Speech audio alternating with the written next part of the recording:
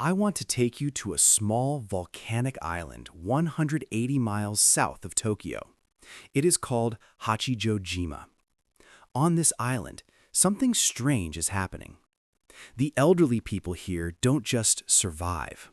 They don't spend their final years fading away in hospital beds. They live with a vitality that defies biology. Here, you see men in their 80s, not leaning on canes, but zipping through mountain passes on motorcycles. You see women in their 90s, not confined to wheelchairs, but scaling steep slopes to tend their gardens with the agility of someone in their 20s. They have one of the lowest rates of cancer and Alzheimer's in Japan. When you ask them their secret, they don't point to a pharmacy. They don't talk about genetics. They point to a rugged, leafy green plant growing wild by the roadside. They call it the king of vegetables. For centuries, the West dismissed this as folklore, just another grandma's remedy. But in 2019, the scientific community was forced to shut up and listen. A groundbreaking study published in the journal Nature Communications revealed that this plant contains a rare compound, a golden molecule, that does something incredible. It doesn't just feed your cells, it hits the reset button on them. It triggers a process called autophagy, literally cleaning out the cellular garbage that makes us age.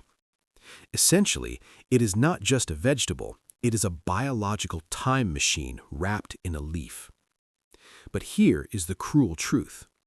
While this plant helps islanders reverse aging every single day, more than 90% of Americans have never even heard its name. It is almost invisible in the West, a secret buried by ignorance and industrial profit. And here is the trap. Because this plant is so powerful and so rare, the market is flooded with imposters. 90% of what is sold online under this name is fake. It's just worthless weeds wrapped in expensive packaging. You must find the golden blood sign. Stay with me, and I will share a simple trick to identify the real thing instantly. And more importantly, I will reveal the secret Japanese method to turn its bitter medicine into a delicious daily ritual. Welcome to Reclaimed Nature. This is the story of Ashitaba. To understand the power of this plant, we have to look at its name. In Japanese, it is called Ashitaba. Ashita means tomorrow. Ba means leaf, the tomorrow leaf. Why? Because its vitality is terrifying. If you walk into the garden and slice off a thick stem at dawn, by the next morning, a brand new leaf will have already sprouted in its place. It heals itself overnight. And the ancients believed that if you ate it, that same regenerative power would transfer to you. But the true legend of Ashitaba begins in the Edo period with the samurai. Hachijō-jima wasn't always a paradise, it was a prison. The Shoguns used this desolate volcanic rock to exile political prisoners, criminals, and disgraced samurai. They sent them there to die. The soil was harsh, the winds were brutal, and food was scarce. The Shoguns expected these exiles to wither away from starvation and disease. But when officials returned years later to inspect the island, they were shocked. The exiles weren't dead, they were strong. They were building houses, carving roads, and living longer than the wealthy merchants back in Tokyo. How? They had discovered the only thing that grew abundantly on the black volcanic soil, Ashitaba.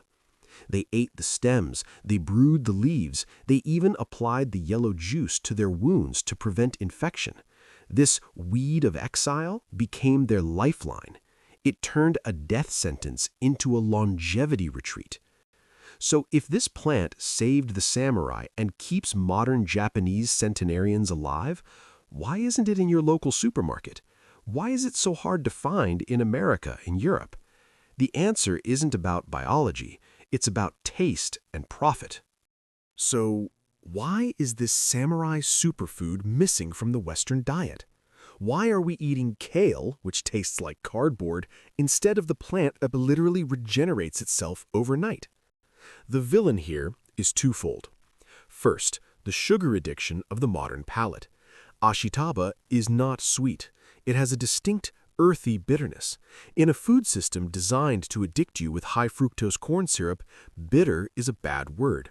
Supermarkets know that if a vegetable isn't mild and boring, you won't buy it. So they censor nature. They breed the medicine out of our food to make it palatable. But the second villain is far more cynical: the pharmaceutical industry. Big Pharma knows exactly what Ashitaba can do. They have been studying it for decades, but they don't want you growing it in your backyard. They want to isolate the active compound, patent it, synthesize it in a lab, and sell it to you as a pill. Right now, there is a race to create autophagy-inducing drugs to treat aging, Alzheimer's, and heart disease. Ashitaba does this naturally, for free.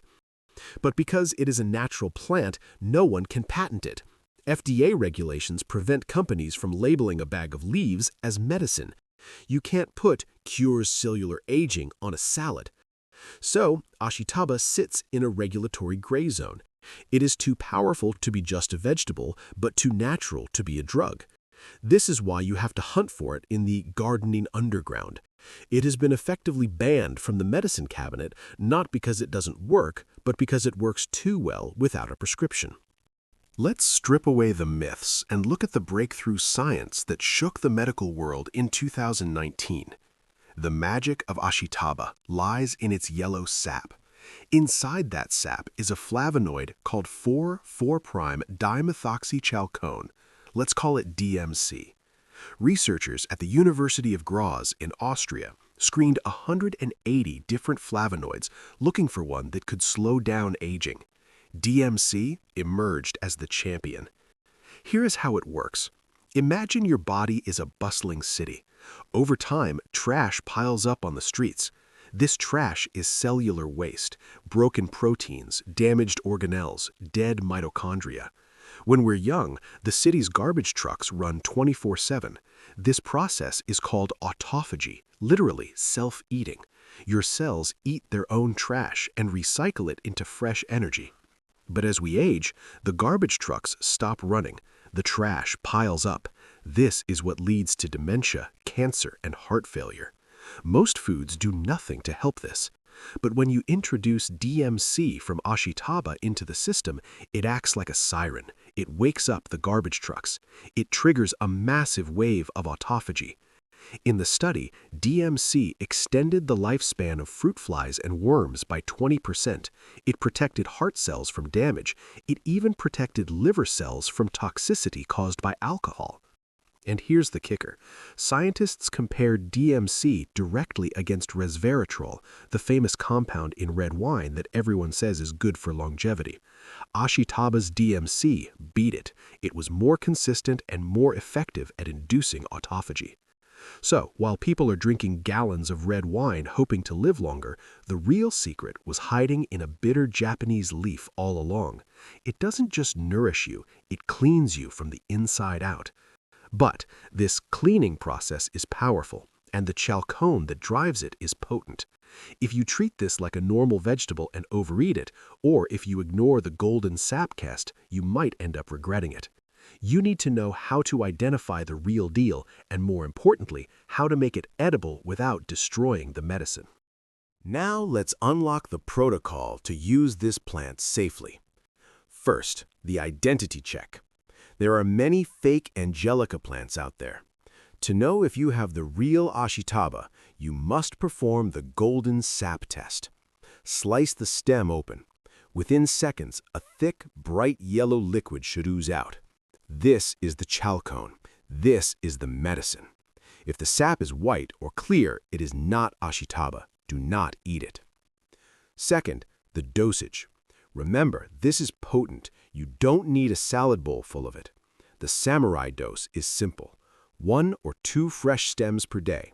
That is enough to trigger the autophagy signals without overwhelming your system. Warning: if you're on blood thinners like warfarin, consult your doctor. Ashitaba is high in vitamin K and can interfere with your medication.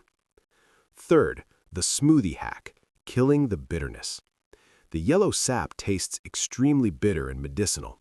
Heat destroys some of the chalcones, so boiling it to death is a waste. Here is how to drink it raw and actually enjoy it.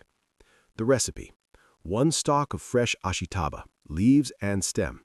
1 green apple, the acidity cuts the bitterness. Half a lemon, juiced.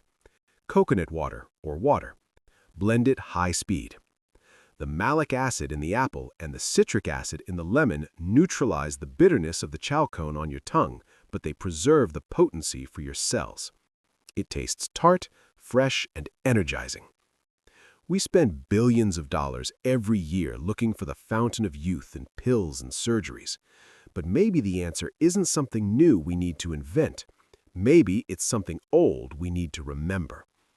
Ashitaba is a reminder that nature has already solved the problem of aging.